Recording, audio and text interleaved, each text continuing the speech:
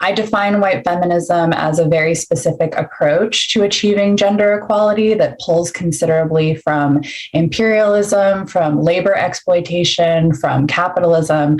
But its biggest cornerstone, I would argue, is that it often identifies the individual as the maker and breaker of feminist change. So the biggest hallmark of white feminism is that you look inward to combat systemic oppression rather than looking outward at the other women and non-binary people around you and creating collective movements with them. That is one of the biggest distinguishing factors between white feminism and many, many, many other feminisms I get into the book, including Black feminism, Chicana feminism, feminism that is led by Indigenous women and Two-Spirit people, as well as many queer and working class movements.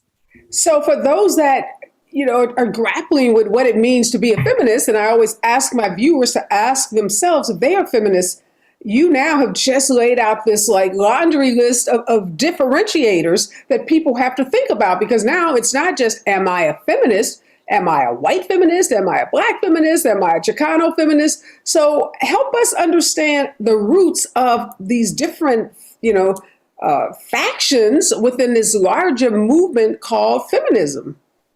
Absolutely. I have covered gender rights in the United States for 10 years. That's most of my career. I've been a journalist for many years and have covered, Women's March through the Me Too movement versus, pre these movements, as well as the term feminist or feminism really being adopted into popular culture and, pop stars and famous people feeling free to use this word openly to describe themselves or their politics. A sort of double-edged sword to this that I go into a lot of detail on in the book is that there have always been many, many, many feminisms and many feminist thoughts. Feminism is a very big tent, and there have been plural movements, sometimes at the same time, sometimes contrasting each other in terms of strategy, ideals, and goals. And yet when you look at our mainstream culture and our media narratives, many of which I've had to cover throughout my career, there is only one feminism that is discussed, and it's very singular in its execution, and it's often about, particularly in recent times, about excelling within the structure, particularly as an individual woman, rather than challenging structures, challenging power, particularly with other women and non-binary people. So when I think historically, Gloria Steinem, obviously her name looms large in the feminism movement. Would Gloria Steinem, agree with you that as a leader in the feminist movement, that the movement that she is leading is the white feminist movement that you've described, or how you describe it? Do you think that would be a statement she would say, yes, that is the movement that I've been a part of creating? Well, to be transparent, Gloria Steinem actually endorsed my book. She blurbed it. I'm paraphrasing, but she said that I am writing to overcome anti-feminist divisions that divide and defeat us. To be clear, I don't consider Gloria Steinem to be a white feminist, but white feminists love her, which I think is a very important distinction. If you look throughout Steinem's career, and I go into detail on this in my book, who she has aligned herself with, what she has advocated for specifically in her feminism, I don't consider it to fall under my definition of white feminism for the book. Okay, great point. So help us understand then, because I think of her as kind of the mother of feminism, at least modern day, and of course feminism predates her, but help us understand the origins of what you define then as white feminism, because you separated from Gloria and you say she's not one of them, but they love her. So where are the origins, or help us understand the origins of white feminism? So white feminism, I anchor and I start, my book is very domestically based in the United States because I really wanted to cover feminism as it has been documented, experienced, and advocated in the United States. I start with the white suffragist movement in the United States to show the foundations of a lot of feminist messaging that we receive now, and a lot of credos regarding what women are capable of, what a equal opportunity in a job or in politics or in the landscape of culture looks like.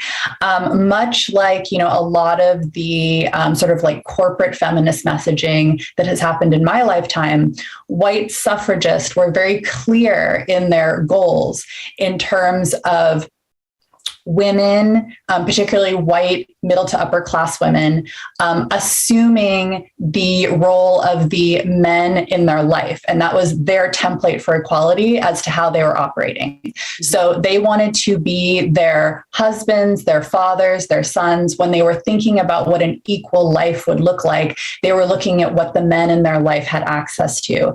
And yet for many, again, many other feminisms in the United States, they have not been for decades now trying to become men or have access necessarily to what men have or to be as powerful as cis men have traditionally been. They're looking beyond that. They're looking beyond power and supremacy. They're looking at an equal distribution of power rather than the singular assuming of power, which is let me ask you this. Factor. In your analysis of these white suffragists, they were looking, as you said, to take on the characteristics of the white men in their lives, their fathers, their brothers, their husbands. And in their, assuming they were able to do that, from their vantage point, then they would have treated others like the white men treated others. So if a white woman suffragist was able to assume the power and position and status of a white man in her life, under your definition, that white woman would have been as oppressive towards minority people, not just minority women, but minority people. And if that meant, enacting and perpetuating Jim Crow laws and all of those things that we know to be a part of America's history, those white women would have been right there for it. Mm-hmm. Absolutely. And a big part of how those cis men traditionally operated, as you just said, Areva, is that labor exploitation was a big part of how they maintained supremacy and power, exploiting immigrant women in factories and in their conglomerates to do very cheap labor so that they could get, really wonderful profits. In terms of domestic labor, not factoring any of those women, the women who take care of their children, the women who clean their home, the women who do their laundry, the women who to this day take over considerable labor so that the other women in the house can leave and therefore assume other work outside the home. They were not factored into really any feminist literacy at the time. Also, I think it's worth pointing out that within the ideology of white feminism, which is how I frame it, it is not unique to white women. I call it white feminism because a big thread through all of it is the aspiration to whiteness. So this idea that you can achieve white privilege, whether you are a woman of color or you're queer or you're disabled, you're not necessarily gunning for equal rights. You're looking for white privilege within your activism, but also within your understanding of equality. Yeah, and that was one of the statements I was going to ask you about, because you do make the argument that white privilege is not limited to white women. White feminism, I should say, is not limited to white women, that a person of color can also ascribe to or, be very much a part of the white feminist movement. I guess that's a little troubling for me, because women of color obviously are never going to have white women privilege, even though they may have the desire to be individually successful in the way that you're describing or defining white feminism. Mm-hmm. So how do you make that distinction? I mean, because no matter how much a woman of color may, again, focus her work, her activism around individual success, it's never going to be on par with or be equal to that which a white woman, despite having lesser education, lesser credentials, et cetera, the kind of privilege that white woman is going to experience in this country. Yes, I agree with that, especially in terms of said woman of color going before our government, going before our culture, going before resources. I agree with that statement. I think that's what makes Black feminist thought and Chicana feminist thought so powerful and integral to understanding the limitations of white feminism. In that you specifically, as a woman of color, myself as well, many other people who have read my book, you will never be seen as a quote unquote woman in the way that white women have often been defaulted that humanity and that luxury, particularly when it comes to motherhood. And so I think that other feminist movements that have been led by women of color have been very diligent and also very articulate in identifying the structural barriers that prevent women of color from being seen as fully realized people before our institutions and before huge legs of our government and also resources and certain bills that could benefit them. Well, let me ask you this. So you date back to the suffrage movement, this whole the emergence of white feminism. Bring it forward for us. In today's culture, what does that white feminism look like today? And who are some of the people, since you say it's not Gloria Steinem, who are some of the women that are associated with it? I go into a lot of detail about this. A big white feminist narrative that I had to wade through a lot in my career and that I cite as a lot of examples is that a lot of mainstream women narratives that use the term feminist or feminism, whether it's, outlets I worked for or other outlets broadly, feminist issues often came down to, individual assessments of your schedule. So I have lots of examples of this in my book in terms of, the having it all narrative, the actual issue of not having time or resources to, care for your children in the event that you have them, to leave your home and then participate in some sort of professional sphere career, to have hobbies, to sleep, to cook, to do all the things that many modern women are tasked with doing. That is that has become the narrative of what white feminism looks like today. It's the woman who doesn't have time for hobbies, children, sleep, self-care because she's so focused on career and schedule. Is that Sheryl Sandberg? Because I know you use her a lot. No, I would say that's not it. I say those details in a lead up to say that a lot of the content and narratives were often about, again, having you focus inward and say, how can I juggle the schedule? How can I make sure that I'm present for my child, help my child with homework, do my dishes? When in fact, that's not an individual problem. That is a I'm getting lost and I'm getting confused. I guess I'm just trying to understand today, what is the face of the white suffragist, white feminist? Because you said, I asked you, what was the origins of white feminism? And you said, okay, it goes back to white suffragists. So coming forward to today, give us a modern example of who would be the equivalent of the white suffragists today? Oh, I would say definitely a lot of the corporate feminist figures who have been really prominent in the last 10 years. You cited Sheryl Sandberg. I do a lot of analysis of Lean In my book. Marissa Meyer. Sheryl, to be clear, is Sheryl an example of the white suffragists of that bygone era? Is she the face of that today? I believe so. Well, particularly of the last, I would say 5 years.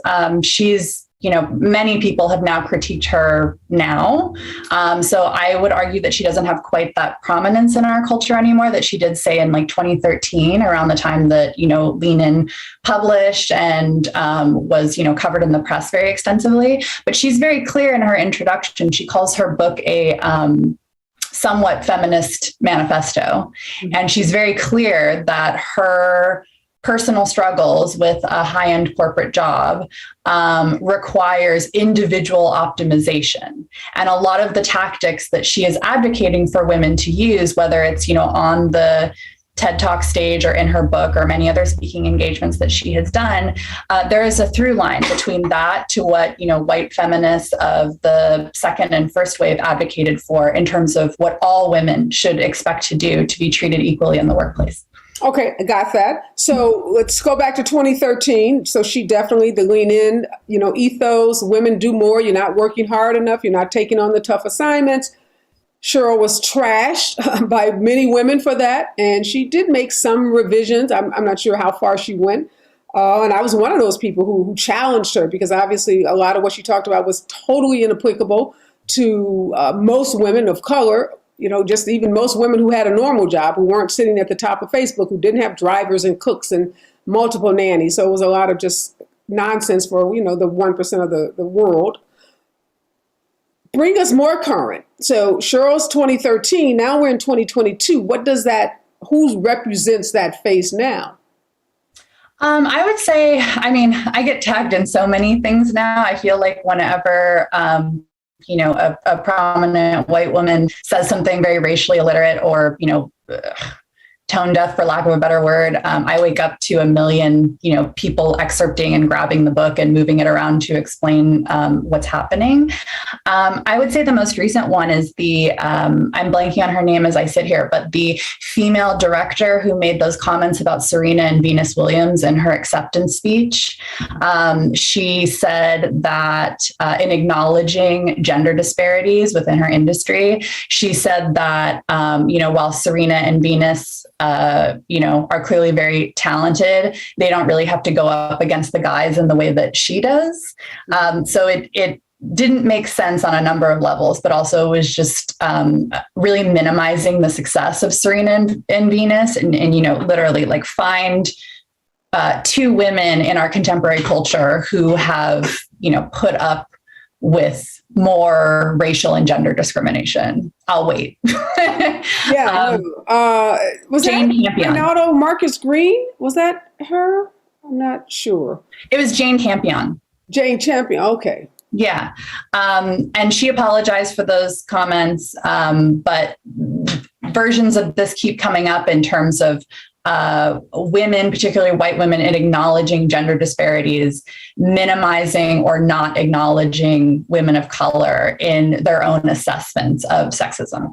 But that's a good example, but I'm not sure, does that example fall into the corporate feminism? Because you introduced that word pretty quickly, and I need to go back and ask you what you mean by that, because is corporate feminism synonymous with white feminism?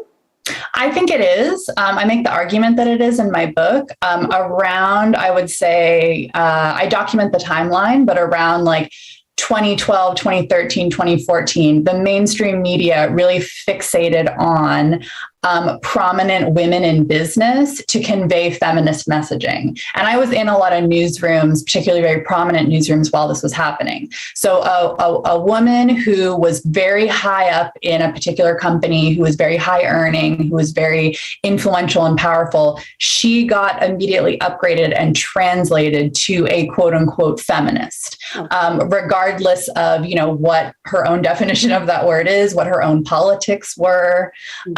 That's how it was conveyed in the mass culture. And I feel like for the last, 7 years, that has endured, although broadly there's been some disruption of that now. Well, let's talk about that coming forward to the term, and you talk about this in the book, girl boss, because is girl boss just an extension, again, of that corporate feminism, where to be the ultimate feminist is the ultimate boss, the woman that has it all, that's, running a multi-million, now maybe billion-dollar company while, breastfeeding. We saw those images of women breastfeeding while, conducting some multi-billion-dollar deal to save the planet or something. And that became aspirational for girls to become girl bosses. Is that an extension of that corporate feminism? I think so. And I get into girl boss, politics and messaging, particularly Sophia Amoruso, who wrote her New York Times bestselling book. I think what's important to think about when analyzing or reflecting on these figures is that if you're identifying, these particular women as feminists because they're high earning, there's no interrogation of the politics that got them there or the labor exploitation that is happening so that they can maintain that role. So for instance, some examples I go into in my book is like, if you have a very prominent young woman who's earning all this money, and yet she is exploiting her, employees, not paying them well, firing them for being pregnant, which I do document in my book, discouraging them to take any sort of family leave policies. I document another company, Thinks, that was very big a number of years ago for period underwear. Birth control was completely unaffordable in that company for a number of employees, and yet the company was presented in a dominant narrative as being feminist. So I would encourage many of your viewers to interrogate that when seeing these figures. So how are younger women to, how should they relate to that term girl boss? Because the way you described it, it obviously could be both positive and negative. It could take on a very pejorative connotation. So how should younger women be thinking about, because we see them, on Instagram and TikTok, and I mean, it's very popular, girl boss, hashtag girl boss. Mhm. Like, what would you say to them? I really encourage readers of my book, especially my book came out peak COVID. So most of my interaction with readers have been, over social media, and especially younger readers of the book, college and high school kids send me a lot of questions like that all the time. And what I always advise them to do is that when you hear a word like that, it should encourage questions.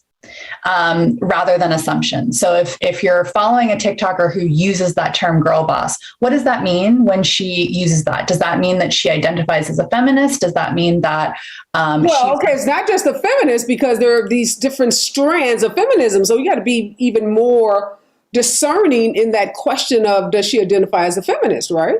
Mm-hmm. Be discerning. Also, if she does use that word, how does that translate to, the particular company or enterprise that she's running? Does that mean that, queer employees are being treated respectfully for different gender identities or gender performance? Does that mean that, she has an assistant who makes a living wage and is able to take time off, particularly if they have COVID or if they have a child? Just more interrogation as to how these terms are being used. Because would you advise them to use it? Would you advise them to call themselves that? Like when they feel successful, maybe they've graduated from college, or they've gotten a degree, or they've gotten their first big job, and they feel empowered. Would you, encourage them to use that as a word that connotes that empowerment that they may feel? I think language changes and evolves all the time. So I wouldn't be surprised if in 10 years, girl boss means something else entirely than it did in 2016. But is that yes or no? I think it remains to be seen. as of right now, in this moment, not 10 years from now, is it a positive to use it? Or would you say, hey, stay away from it because it's become a toxic term? I would ask why you're using it and what it means to you. I'm willing to acknowledge that there's some variance in terms of how people come to that word or what they think. Especially readers of my book have been very clear with me that, they didn't know the connotations of that word in terms of abuses towards women of color in the workplace or being very self-interested. As you just said, Areva, they think of it as like an empowerment term. So I would mostly just ask questions. I'm not particularly here to police language. But you don't call yourself a girl boss, do you? I absolutely don't, no. Well, that pretty much says it all. What do you say, Koa, to the people who, some of the critiques I was looking at, online about your book is that, here comes another author critiquing white women. White women, they're damned if they do, damned if they don't. They're damned for speaking about their own experiences. Then they get labeled, as just being about themselves and white privilege or supporting whiteness. But then they get scolded for getting involved in fights that folks say, it's not your fight. And that all of these attacks on white women serve one purpose, and that is to further the agenda of patriarchy and men. What do you say to that critique? I have a two-pronged answer. In that one, I very intentionally included in my book the undercited, underread history of anti-racist white women in the South, specifically to show examples of white women who were not white feminists. They were feminists who just happened to be white, and who specifically as white women built anti-racism into their understanding of gender equality. And I have many examples of them. They're very incredible civil rights thinkers and leaders. Secondly, I would say that white feminism silos us. It keeps us separate from other women and other non-binary people. It, I think, in a lot of ways prevents us from being a unified movement, specifically by tiering us, by making us a meritocracy, by asking us to aspire, rather than starting at the reality of women's lives. Okay, but some folks say all that could be true. And the way to address that is not by critiquing white women, but trying to bring them into the fold to help educate them, to help inform them, to help break down some of those silos that you just defined. And if you critique them, you are driving them further away rather than bringing them in. I think that critiquing white supremacy is very important in any civil rights movement, regardless of the time. And I think that bringing white women into a critique of white feminism stands to build stronger bonds between us, particularly as marginalized women. There is a robust history of, in a lot of ways, that not happening. And then in a lot of ways, you get this like really dominant fourth wave white feminism where women of color are not seen, where their experiences and their lives are not factored into feminist messaging. And policies and initiatives do not reflect their experience, including queer women, disabled women, and fat women as well. So I think that... Last queer, disabled, and what did you say? And fat women as well. That is FAT? Yes. I go into fat politics in my book, which white feminism has stayed very far away from in terms of its theories, its practices, the way that they think about, what gets translated as body positivity. White feminists have stayed away from that. Yes, from fat politics, absolutely. Stayed away because they agree with, the body shaming that fat women experience, or why have they stayed away from it, if you know? I think it's multifaceted. I think, Areva, that's absolutely one point. White feminism from its origins, including, the white suffragist movement in the United States, has always been very optically centralized. And this endures through today with white feminism in presenting very young, thin, able-bodied white women who are aspirational, as we've said, but also are heterosexual or aspire to be a wife, and not really rethinking what a woman is. I go into a lot of detail in this time period. Literally, white suffragists designed in-house who a suffragist was in a lot of their promotional materials, so that when you thought of suffrage, you were supposed to think of this young, thin white woman who could be your daughter. She could be a woman, you would like see in the park and want to marry. It was supposed to inspire this really like paternal response from the nation. Having said that, and that endures through today, I cite a lot of examples in that, in the 2013, 14, 15, a feminist is somebody who works at a white collar desk and has like a lot of email and has a smartphone. And that's what you're supposed to think of when you think of feminists. You think of like industrious white collar workers who want to make a lot of money at Facebook and like want to, be really active in our economy. Meanwhile, domestic workers, women of color, women who don't have money like that, who did not go to Vassar, who do not even necessarily aspire to have these lofty jobs, but literally just want to make a living wage, take care of their children, have health insurance. They are not factored into the feminist messaging.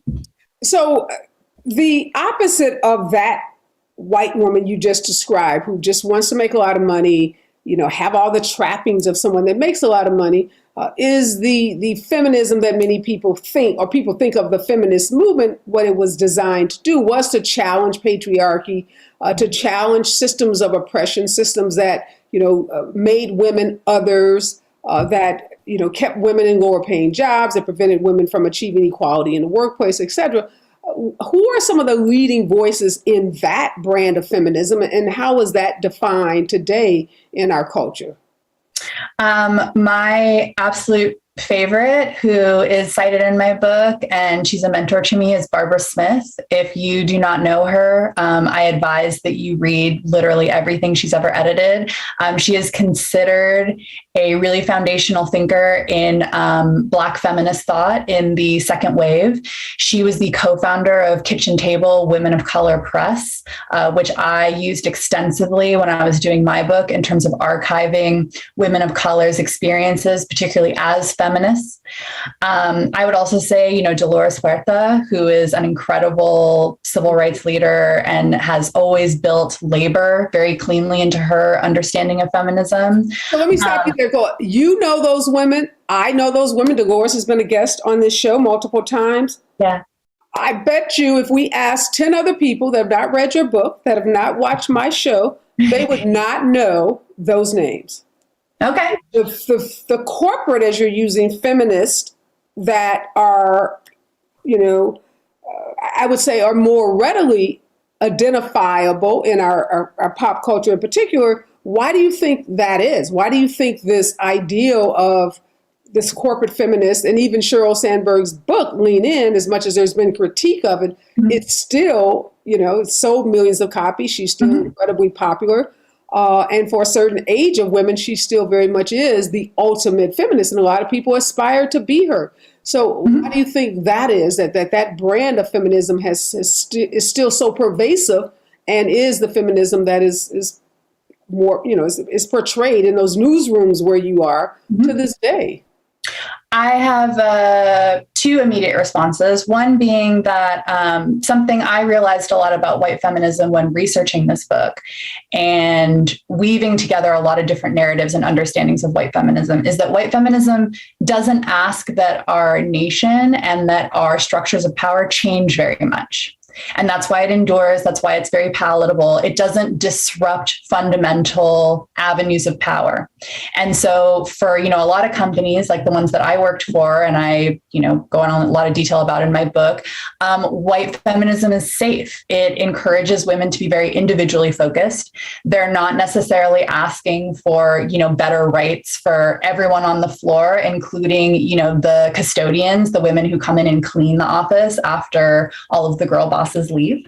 And so it's easy for them to maintain it, particularly given that if it's individually focused, it fits a lot of our narratives of our country in terms of furnishing you with products, things you can buy to optimize yourself, rather than legislative changes, structural changes, federal changes. Those are harder, and those require more time, more effort, and are not immediate. Also, I think what's worth mentioning in what you said about Lean In and Sheryl Sandberg is that feminism, particularly in my lifetime, which was really jarring for me to see in real time, feminism became a brand. And I watched, particularly with, a lot of news cycles I had to cover, that feminism, feminist, however you're thinking about defining that word, the elasticity on that became pretty extensive, in that I was confronted with a number of, people, subjects, topics where if it was about a woman and it was positive, it was deduced to be feminist. And that is a branding effort. That is not a political. When you say branding, what do you mean by that? Well, like what were they what were these newsrooms trying to brand? Are they trying to associate feminism with, again, this idea, thin, young, white, upwardly mobile woman? Yes, in the sense that feminism became a self-empowerment strategy, again, encouraging you to look inward. So I document in my book, I got, sent all sorts of books that were about, feminist money management. All of a sudden, feminist manages her money. Okay. Yeah, exactly. Suddenly greed is feminist. A lot to do with health that was very, ambiguously wellnessy, leaning more a little into the goop sort of territory, which I also didn't, understand from a very earnest place. People's business narratives, I document this a lot in my book, but something I was really privy to in these newsrooms is that when, a small business owner, an entrepreneur would be building her business and she would be documenting it on Instagram, which she is entitled to do, she would cast herself as this very feminist hero. So me building this business by myself is a feminist story that I am capturing and selling to you, frame by frame by frame by frame. And so a lot of, with social media, that's gotten a little murky in that, it's literally products, right, that are being sold and told that they're feminist, but then it's also, narratives that we're being told are feminist. So if you are a woman, let's say you're both of those people, right? Let's say you are the ambitious, upwardly mobile person that does spend a lot of time looking inward, trying to see what you can do to improve yourself, but you're also the person that's out, you're going to the marches to support pro-choice. You're advocating for women's reproductive justice and reproductive rights. So you're both of those. Where do you fit then on this continuum of feminism? I think that comes down to a number of policies that you support. I advocate in my book a real way to cut through, I think, white feminism and control for it, especially in environments where, you're unclear or it feels kind of off to you, particularly as a woman of color, is just much like you said, Areva. I advocate focusing on basic need because a lot of white feminism has never concerned itself with that. Primarily, I would argue, because the women who perpetuate it have all their basic needs met. So they often start at like lofty education and business enterprise. If you are advocating for affordable housing, if you're advocating for access to clean water, if you're advocating for food security, if you're advocating for criminal justice reform, if you're advocating for increased healthcare access, these are things that white feminism does not acknowledge. And I would hope that in your personal, this hypothetical woman in your personal business enterprise, while you are a small business owner and should not take the place of our government that does not federally acknowledge parents with paid parental leave, I would hope that if your business was very lucrative, you would afford that to your employees, regardless of their gender, and that you would also afford them paid time off and that you wouldn't exploit them for the sake of your own personal success. So let's talk about Roe v. Wade. So we know that the fight for and against abortion has, is not just about white women, but oftentimes the images and the people portrayed in the media on both sides of the fight are white women. Mm-hmm. And the voices of Black women in particular are often silenced in that fight. And the issue of maternal mortality rates amongst Black women, those horrific mortality rates that hopefully everybody knows, but definitely women of color know, those issues aren't often highlighted in the arguments about abortion. Where do you put those women? Where do you put those white women, again, who are the women who are fighting for choice? We see lots of white women leading the efforts to either codify Roe v. Wade on a national level or to do something that will restore women's reproductive rights. Now, a lot of those women are not involved in criminal justice reform. They're not involved in, food security issues, housing issues, or so many of the other issues that you just listed. Where do those women fall in this continuum?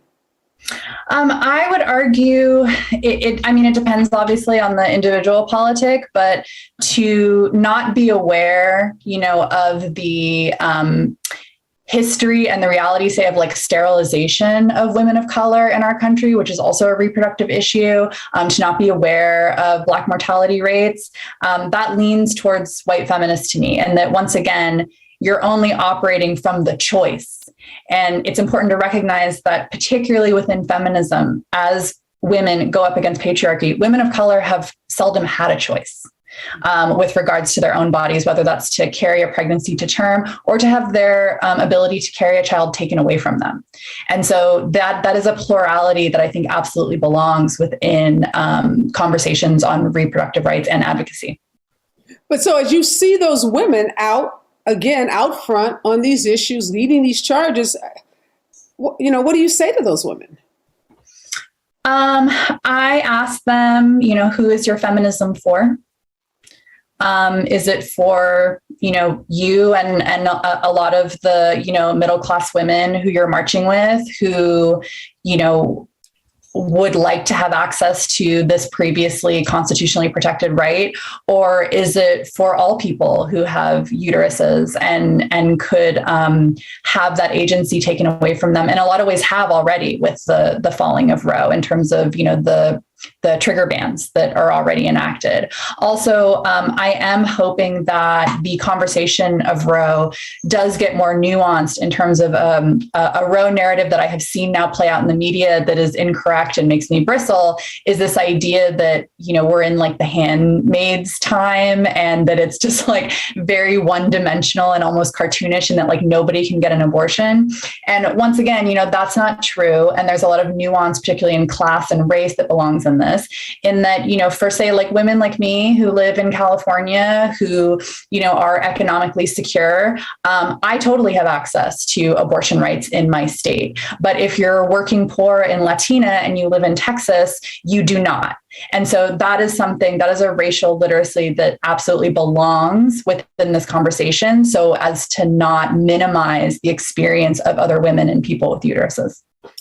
In the third part of your book, it's actually titled "The Winds of Change," and the first chapter in that section is, you said, the first pillar of change: stop acknowledging privilege, fight for visibility instead. What does that mean? Well, something I became very privy to in my career that I found to be very unhelpful is that a lot of times, when I was designing or sitting down to do quote unquote like feminist coverage with other, feminist identified women, usually white women, as advocate or talk, there would often be this disclaimer of like, well, I know, I'm a white woman who grew up. A disclaimer. Okay. So, for instance, I'm paraphrasing, but, I know I'm a white woman who grew up in the suburbs, but, I think this is important and I think we should still cover this. And oftentimes what it translated to was like, a very white, thin, straight, able-bodied actress talking about feminism. And I started to notice how this sort of like disclaimer of like, oh, I'm a white woman, but I'm still asserting my power and dominance in this moment. I'm still maintaining white feminist practices. I'm still upholding the structure as it is, was ultimately unhelpful. And I got personally really over white women I worked with telling me they were so privileged all the time, particularly because it was a cul-de-sac. Like it kept going back into itself. There was no change. There was no disruption there. And so what I've often advocated for, and as you just said, I advocated in my book as well, is to, not use that space to talk about your own privilege all the time, but to, literally move that lens over to other people who do not have it, whether that's, in the case of my career, right, like interviews or visibility or covers or stories or interviews or whatever. But I think it's applicable to a number of other, industries as well. So the last chapter in your book is called "What We Can Change Now." So when you think about change now, because I've been having these conversations and sometimes they're very uncomfortable. I interviewed two women last weekend, one black, one white. The black woman, Kimberly, had written a book called, it's basically a series of letters to white women telling them what she thinks they don't know, because she said she got tired of white women standing up in meetings saying, I didn't know this, I didn't know that, I didn't know this. So she's like, okay, well, here's everything you need to know that can help you, understand better the issues of women of color. And her editor was a white woman who is a New York Times bestseller, and she was editing this book and helping her. And I wanted to know how they dealt with conflict and how she would challenge her, the white woman, if she felt like some of her comments were coming from a place of supporting her whiteness.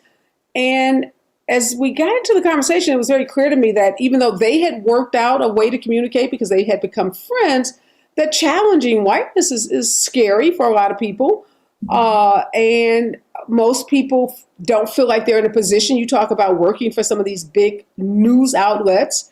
I would venture to say that that's not a very comfortable place to talk about change to the power structure that doesn't look very much like you, and fear of losing your job, fear of being ostracized. So how do you help people talk about that change now in a way that's not so threatening? I consistently advocate that people come at this from a place of collective rather than the individual. So Areva, what you just said about like going up against power by yourself is very scary and extremely threatening, especially when you're talking about job security. And so, in my career specifically, particularly as I grew and ascended, in a lot of ways, I did have this sort of like white feminist understanding in that, the only thing between, say, the higher ups and the team I managed was me. And so I had to puff myself up real big in meetings and say like, no, I'm not going to ask the team to work these unruly hours after they've just done all of this other work. They need time off. This is where union politics are very important, where I advocate that particularly in professional settings where women and non-binary people can, to form unions and to work with unions, because they do challenge power in a way that, obviously can, if you've followed any of the union politics with Amazon, sure, individual people will be singled out, threatened, presented with all sorts of NDAs and a number of things. But going up against power as a collective has worked. Mm-hmm. And a number of feminisms led by queer people, working class people, disabled people, women of color evidence that. I get into, in my book, the incredible history of consumer activism in the United States, which was co-led often by Black women and Latinas, in terms of challenging, the market that said that meat had to be a certain price, which a number of these women and families could not afford. And they changed that by working together rather than looking inward and trying to optimize themselves. Yeah, the collective, obviously more powerful than the individual. Have you, I know you said you wrote the book during COVID. Mm-hmm. And you got a lot of emails and people, reaching out to you via the internet. Has anyone told you, I got the book, I read it, and I followed something that you prescribed in the book and it moved the needle? Have you had that experience? Yes, many times, actually, many times. And it's been, to your earlier point, I have gotten many messages from white women who, in reading the book, recognize their politics and write to me and say, I didn't know that The Future is Female is actually from lesbian history. I didn't know about Indigenous and Two-Spirit rights in the United States. I didn't know about Black socialist feminist thought. I was not taught this, all that kind of thing. But then I also get, really incredible messages from people who say that, they did go up against power, whether it was, in their workplace. They did form a union. They did organize outside of the body. And that the book has really given them a lot of language to rethink what they previously thought they knew about feminism. Mm. So the book was also, COVID was happening in 2021, but also the beginning of 2021, the book comes out. We were 6 months or so past George Floyd's murder that happened in May of 2020, the civil unrest that we saw that happened, that period where we were having all these really tough conversations about race and racism and allyship. Now we are almost 2 years past that, or I guess we're literally 2 years past that. Is the conversation changing? Are you finding people less willing to have these kinds of uncomfortable conversations and, kind of back to the status quo? Because I'm not so certain that, white women in particular who may have been more open to your book in the end of 2020, the beginning of 2021, feel that way now as we sit here in July of 2022. I think that's fair. I've gone back and forth about that, Areva, depending on what people share with me and what I sort of assess, across the news cycle. Something that does upset me is that, a lot of times when I've, spoken before audiences that, do explore the book as like a book club, sometimes I'll get questions. And what I'm discerning, as the question is being asked is a lot of times people are asking, how do I do the same thing that I've been doing, but not be yelled at on Twitter? That's actually what they're asking. So they're not necessarily... It's the biggest fear they have. How do I not get canceled on social media, but continue doing what I've been doing? Well, you know what? That's a very honest question. So we have to appreciate the person that has the guts to ask that question. And what's your answer to that? I always lean towards, implement these policies. And also like the thing that, nobody seems to want to say, but that I am more than willing to say, especially with this book, is that, for a lot of these companies, particularly who are priding themselves on being very proactive and very racially literate, a big part of that is making less money, which nobody wants to say or hear in the United States, right? So again, there's a lot of detail about this in my book. Making less money, you mean people at the top making less money? Yeah. And providing higher wages for Exactly. their lower level staff, Yes. more benefits, more time off, which may mean the corporate. And here's the thing. So a lot of women feel like, wow, I fought so hard, right, to get to the C-suite. Now I'm here. Now you tell me that I should be making less than the guy that I fought so hard to make the same as or more than. Now I have to be the sacrificial lamb and, give back some of my salary to the person that cleans the offices.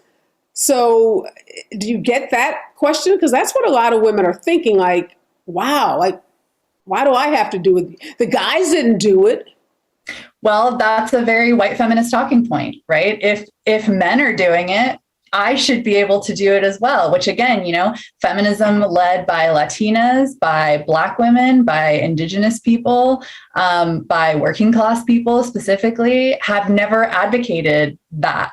That is a white suffragist template for equality. And I would argue that particularly for earning less and whatever that looks like, that can cut a lot of different ways. There's the company, as you just said, right, actually using some of that money for healthcare benefits that are very good for their employees or paid time off. Then there's also the woman who is taking care of your children, assuming you have any, making sure that she is making a decent wage for her labor, that she has access to healthcare, that if her family or children need something, that she can go and be with them. But I don't know, Koa, does that let these white feminists off the hook if you say, well, no, you don't have to advocate for having women in your workplace make more, give your nanny, 50 extra bucks. And then you have the woman that says, oh no, I read that book and I immediately went home and gave my nanny the day off. So, hey, I'm not a white feminist. Well, I would argue we're looking at more than $50 or one day off. But you get my point. If yes. if this elasticity, right? Yes. So people can say, I tipped, the mailman, or I gave and I'm thinking of women that think like that, who's like, I gave at the office, or I make a lot of money, and because I make a lot of money, I get to give to lots of charities. I donate to this charity, I donate to that charity. I'm thinking of this really powerful group of white women that I know that do a lot of work in the child welfare system. And they are like the most privileged white feminists you could imagine based on your definition, but they justify it because they do, rightfully, honestly, give a lot of money to local nonprofits, and they feel like that, that gives them the right to claim that they are not white feminists, that they are very anti-racist and, patriarchy. What do you say to those women? I advocate where powerful women have operated within companies or organizations. And, to some extent, I have been one of them. I have been very senior in a number of brands that I have worked for, is that you advocate for policy changes. So things that will particularly outlive you. Whether it's, changes for parents, right, who work at this particular brand so that they can leave at a certain time to be with their kids, whether it's, increased wages, again, for the cleaning teams that come in. This is where I think unions are so important, especially for people who are more senior, because a big part of American, especially corporate work culture, that I think is very damaging, particularly when we're talking about like social justice or civil rights, is that oftentimes, and again, I speak from experience, the higher you go, the farther away you get from the more junior entry level people who need the most protection, particularly when confronted with a corporation or big, powerful body. And so if you work with a union, you get more insight into what other employees are dealing with, what types of sexual harassment exist for more junior women who don't have as much power as you do, and what their needs are within the company. So I constantly advocate for policy changes. Use your power to put policies in place in these organizations that will be there once you leave. And I guess you may consider yourself one of these people, and I know there are other women who say, look, I went along with the game that you have to play in corporate America to get to the top. And my goal was to get to the top and then work from inside to change the system. Mm-hmm. Do you see many women doing that? And is that an effective strategy?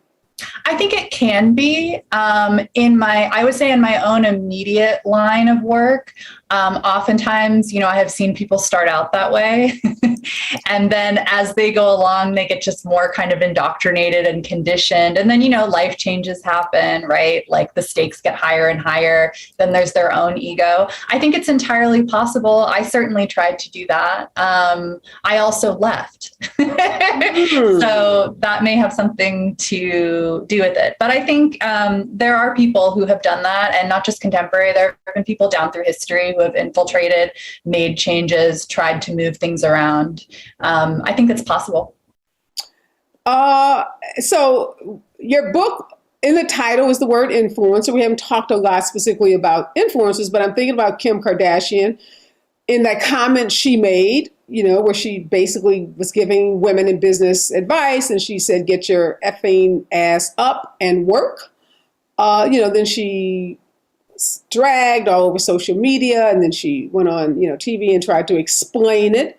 But I would assume you consider that kind of comment by someone like Kim Kardashian to be the ultimate white feminist comment? Yes, you are correct. White feminism, a big part of how it operates, again, because it so is individually focused, is a lot of this meritocracy, sort of dialogue. So Kim used that, very flagrantly in terms of, other people not working as hard as her, really, other people not having the work ethic that she has. These comments are not unique to Kim at all. I have seen this a lot within white feminism, in that a lot of this ideology and this narrative still wants to believe in the sort of bootstrappy, sort of understanding of work and merit and specialness.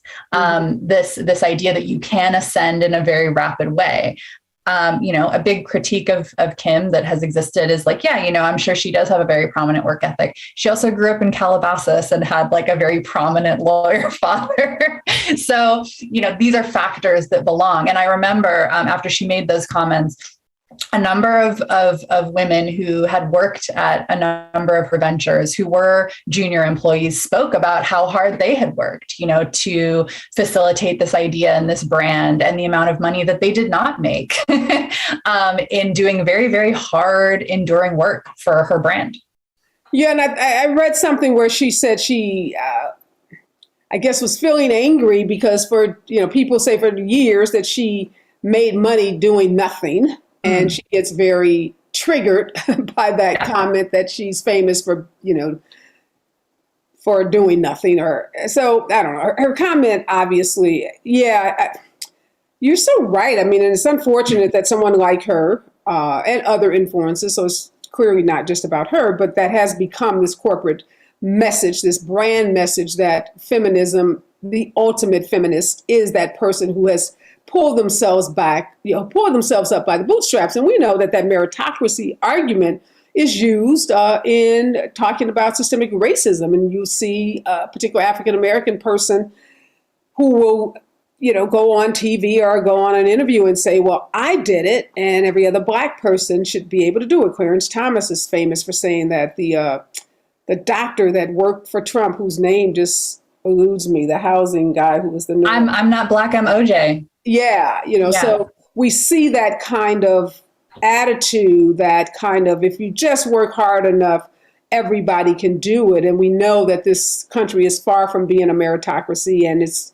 no one's individual work is going to cause them to become rich or famous or whatever. That's just a lie that's been told to us, and it's perpetuated, whether it's being perpetuated by women or people of color. It's a lie, and we need to call it out, because most of the white men sitting in those C-suites are not there because they're so wonderful, talented, and deserve to be there. There are lots of other people who are not there, who, if that were the standard, would be there instead. Ben Carson, that's his name. Yes.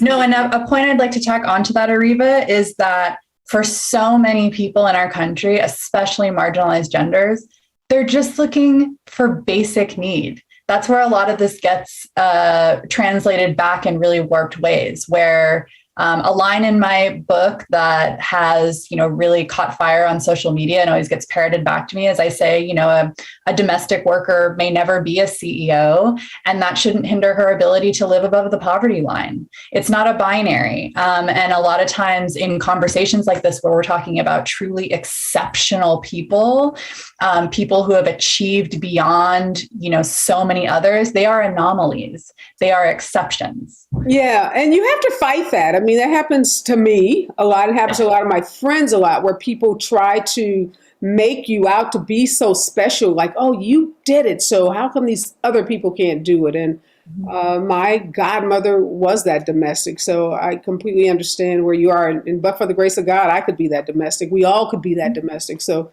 we need to have some empathy and definitely reject this meritocracy notion in our society. Okay, my time is up with you. Really interesting conversation. Thank you so much. Anyone that has not picked up this book, please pick it up. It's called White Feminism: From the Suffragettes to Influencers and Who They Leave Behind. And there's something in it for everyone, men and women.